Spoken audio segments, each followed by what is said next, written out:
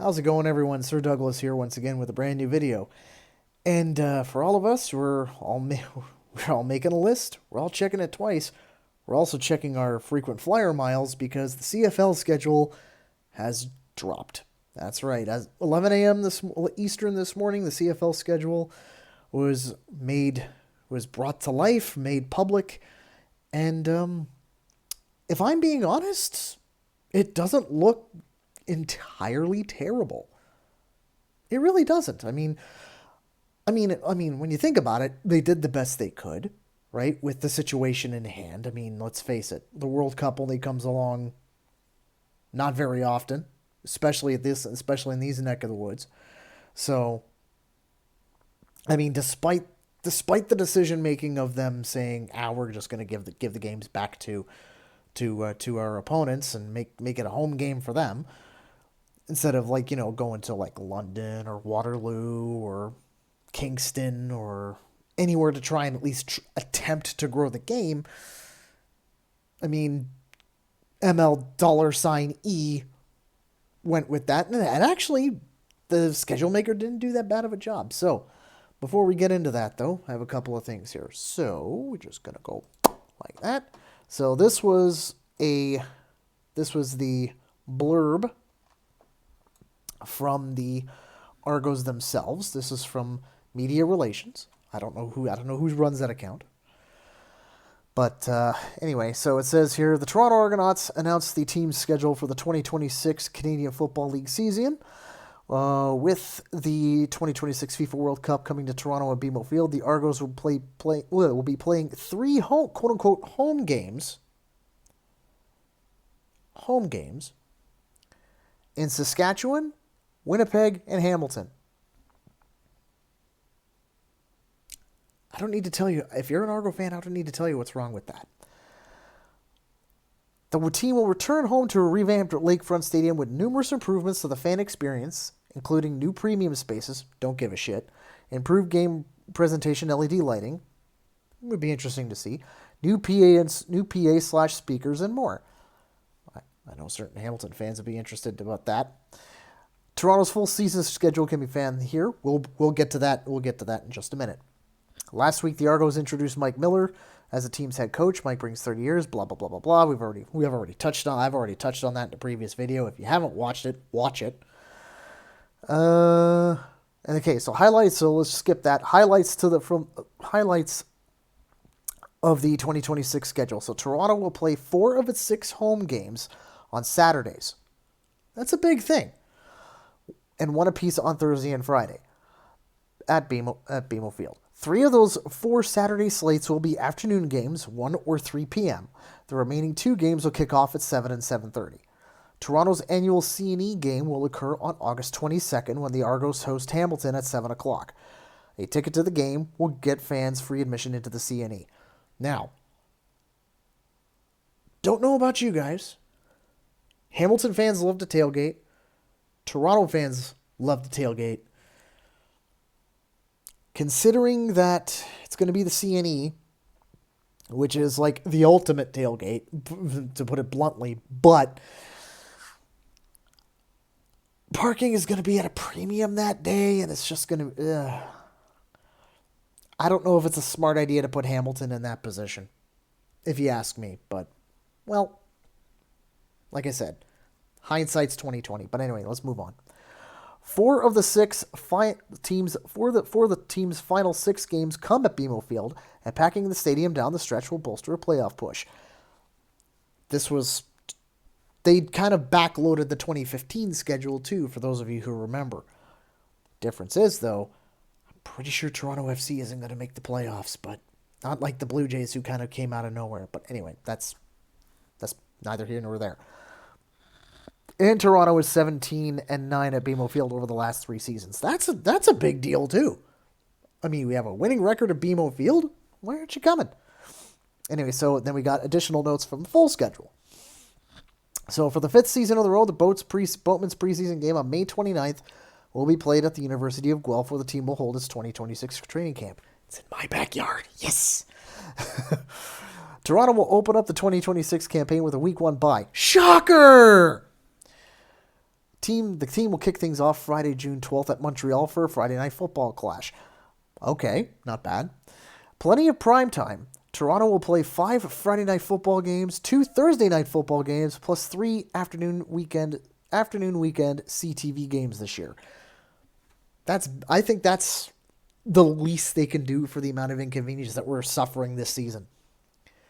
Labor Day Classic in Hamilton will continue September 7th in the 55th chapter of the traditional clash. The Argos will look to win their 4th Labor Day in 5 years. This is a team that wins 1 out of every 4, or 1 out of every 5, thereabouts. And we've won 4 of the last 5. A little bit of confidence coming up? Maybe. In 2026, Toronto will play 9 games on Saturdays, 6 on Fridays, 2 Thursday matchups, and 1 Monday tilt. Well, I think we all know what the Monday tilt is. The Double Blue will play 9 games with at least 8 or more days of rest and 5 games on 7 days rest. That is a very underrated point. That is a very underrated point. 9 games with at least 8 days or more of rest. Go back to the last time we were inconvenienced by a schedule, and we had to play a game, and we had to play 2 games in 1 week. 2 games in 1 week, and now we're going to 9 games with 8 or more days of rest and 5 games on a full week's rest. Don't know about you guys. Like I said, that's the least they can do. That's the least they can do when it comes to being the amount of road games that we have to play and the amount of inconvenience that we have to suffer. This year, you cannot, under any circumstance, use injuries as an excuse. So this team is either going to be good enough or they're not. It's that easy. It's either they're going to be good enough or they're not. Bye weeks in weeks 1, 9, and 19. And then the semifinal playoff game will be played on Halloween. I kind of hope the Argos do make the East Semi at the very least. That would be interesting. I could go full gear that day. Followed by the division finals on November 7th, and the 113th Grey Cup will take place November 15th in Calgary. So more information on the schedule, blah, blah, blah, blah. Okay, so that was what was officially announced. Here is what they sent to season ticket holders. So, dear Sir Douglas, with the new head coach, renewed sense of energy, we're excited to share a 2026 schedule. This was sent to season ticket holders, by the way, and it's not considering I'm one of them. Here's what's included: the QEW rivalry versus the Ticats at Hamilton Stadium on July 18th. Home opener versus the Stamps on August 6th. Free CNE versus Ticats. Free CNE admission. Ticats on the 22nd. 3 Saturday afternoon games and more. So, okay, then here we go. Hamilton game is included in your package for Saturday, July 18th. We'll share full details in the new year on how to exchange your tickets if you're unable to attend. I just wonder what kind of psyop Hamilton's going to try and do to get us to buy their tickets and their shitty gear. Anyway, when you return to BMO Field next season, we've already discussed that. And then if you're looking for additional tickets, whatever. Okay, so I've blabbed on enough. It's time to show it. And here it is. So, preseason week number 2, Saturday, May 23rd, 4 o'clock Eastern. That's going to be in the Dirty. It's going to be in Hamilton. Preseason week 3, as we've already mentioned, that's 7 o'clock Eastern against Hamilton again. But like it was mentioned before, it's being played in Guelph. Then we have Friday, June the 12th, 7 o'clock at Montreal. Saturday, June 20th, 1 o'clock start at Ottawa. Breakfast beers. Friday, June 26th, 9 o'clock against Saskatchewan. This is the first of the 3 games that we gave away. Now, Thursday, July 2nd, 9 o'clock against at the Stampeders. Now, the CFL mentioned this game here, this July 2nd game, is the Stampede Bowl. So they're going to be kicking off the Calgary Stampede as well with this game. Half of me wants to go to that. I've been to Calgary before. I've seen a game at McMahon Stadium. Sorry, McMahon Stadium. Force of habit. I've never been to the Stampede. I've watched it on CBC so many times when I was young, but I've never been there. I would love to see what it's all about. Anyway, moving on. So week 6, July 10th, 8:30 Eastern against Winnipeg. That is the second game that we gave away. And then, as aforementioned, July 18th, 7 o'clock against Hamilton. That's the third game we gave away. So those are the games that we've given away right off the hop. Saturday, July 25th, they're in BC for week 8. Week 9 bye. And then week 10, that's the home opener. Thursday, August 6th, 7:30 against the Calgary Stampeders. A Thursday night home opener? That's going to be tough. That's going to be a tough one that's going to be a tough one for a lot of people to swallow, considering, well, it's a Thursday night. Thursday night football doesn't really do all that well in Toronto. I mean, when you're with traffic, you're going to be like salmon trying to swim upstream. It's not going to be good. It's not going to be a good look, but to each their own. Saturday, August 15th, 3 o'clock Eastern against the Edmonton Elks in Edmonton. And then we have the CNA game here, right, for Saturday, August 22nd, 7 o'clock against the Hamilton Tiger Cats. This is, I mean, the last couple of seasons, they've done it in the afternoon. I don't know why they went back to an evening start. Because, I mean, especially if the game goes bad for Toronto, I mean, you could see a pretty big lineup at the Tiny Toms before halftime, even, depending on how bad it goes. But anyway, I digress.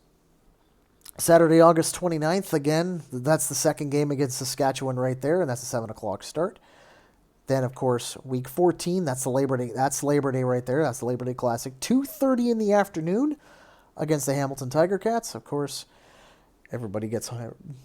Game's over by 5:30, and everybody's home. Everybody's home in time for dinner. Get the kiddos all ready to go to school later that evening.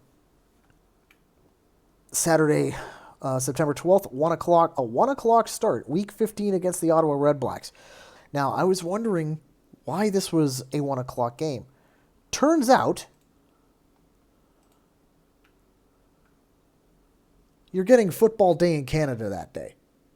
Saturday, September 12th is going to be football day in Canada because you got Red Blacks at Argos. You've got the Banjo Bowl at 4 o'clock. You've got the return match. You got the Battle of Alberta return matchup at 7, and then you've got Montreal and BC at 10. So you've got a full slate. You're going to have about 12 and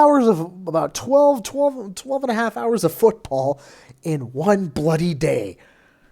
I don't know if you're a football fan, that is amazing. And then after all that, you get to go to bed, and then you get to do it all over again with the NFL the following day. Imagine that.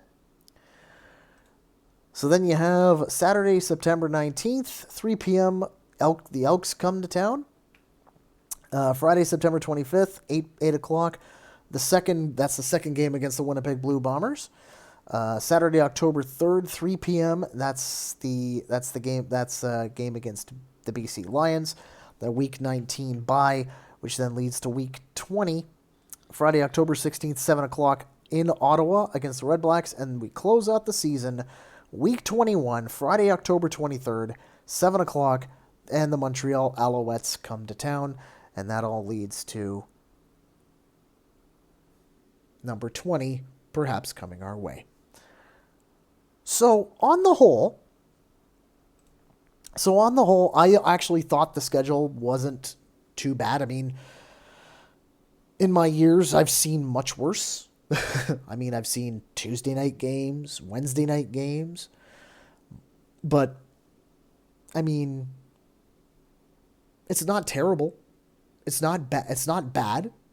And it's quite frankly, it's pretty good considering everything. So, I mean, I kind of gonna give him a B, give him a solid B for that, a nice B+ effort there, to try and give give us Argo fans a little bit of entertainment, you know. I mean, above and beyond everything else that's going to be going on. So, and I mean, we all know Toronto's a massively busy city. We all know this, whether it's traffic, well, I mean, we got the traffic to deal with, and then we got all the different events to go around, and the Argos are still there after all that time, after all this time and all this growth. So, I can't wait to see what's going to be popping up this season. I think it's gonna be a whole shitload of fun. And I'm pretty much going to call it right there. And yeah, so that's it for me. Make sure you like and subscribe. And if I don't talk to you again, if anything else happens with the Argos and the Restless, well, we'll see. But if I don't see you before then, have yourselves Merry Christmas, Happy Holidays, Happy whatever the hell doesn't offend you. So yeah, that's pretty much going to do it for me. So I'll talk to you guys. I'll talk to everyone. Talk to you all again soon. Cheers, everybody.